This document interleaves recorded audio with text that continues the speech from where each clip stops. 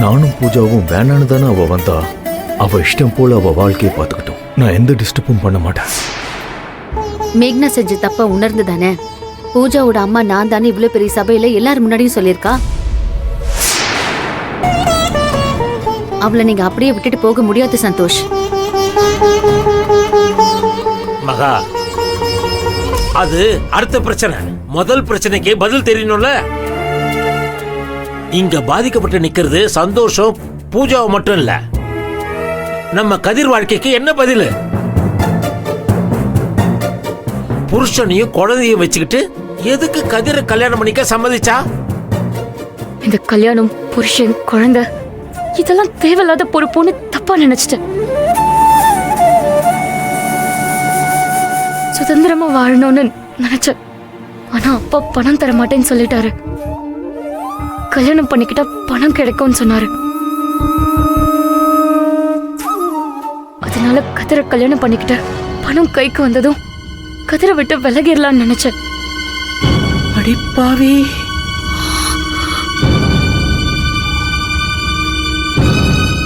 இந்த ஐடியாவை கொடுத்து கதிரை கல்யாணம் பண்ணிக்க சொன்னது கூட அஸ்வின் தான்.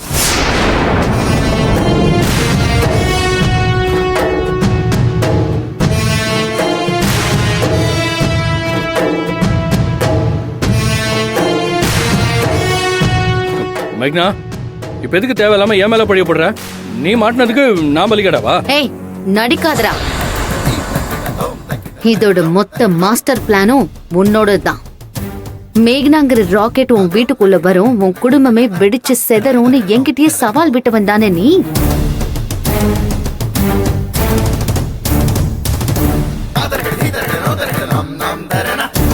அது மட்டும் இல்ல, எல்லா உண்மையும் சொல்ல மலேசியால இருந்து வந்த சந்தோஷையும் பூஜாவையும் மண்டபத்துல இருந்து கடத்திட்டு போனவன் நீ. பூஜாக்கு கொடுக்க வேண்டிய மருந்தை எடுத்து வச்சுக்கிட்டு உண்மையை சொல்லக்கூடாதுன்னு மிரட்டி வச்சிருக்கான். அட பாவி, இப்படி எங்களை ஏமாத்திருக்கியே. நீ எல்லாம் நல்லா இருப்பியாடா? உன்னை மேகனாக்கு கூட பிறந்த அண்ணனா எல்லாரும் முன்னாடி சபையில நிக்க வச்சோமே, எங்களுக்கு துரோகம் பண்ண உனக்கு எப்படி மனசு வந்துச்சு அஸ்வின்? ஆண்டி,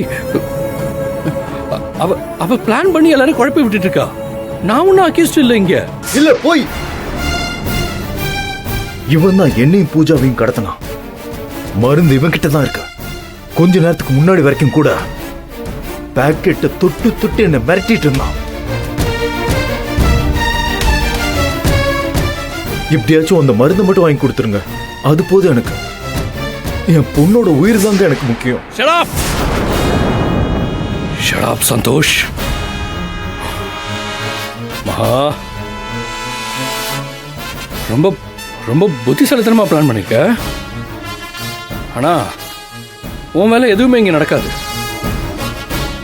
சந்தோஷ் சொன்ன மாதிரி நான் மேடையில் நின்று மிரட்டினேன்னா யார் வேணாலும் என்ன செக் பண்ணி பார்க்கலாம். என்கிட்ட அந்த மருந்து எதுவுமே கிடையாது. என்ன மருந்து இல்லையா? டே அஸ்வின், விளையாடாத. அந்த மருந்து உன்கிட்ட தான் இருக்கு. கொடுத்துரு, தயவு செஞ்சு கொடுத்துரு ப்ளீஸ்.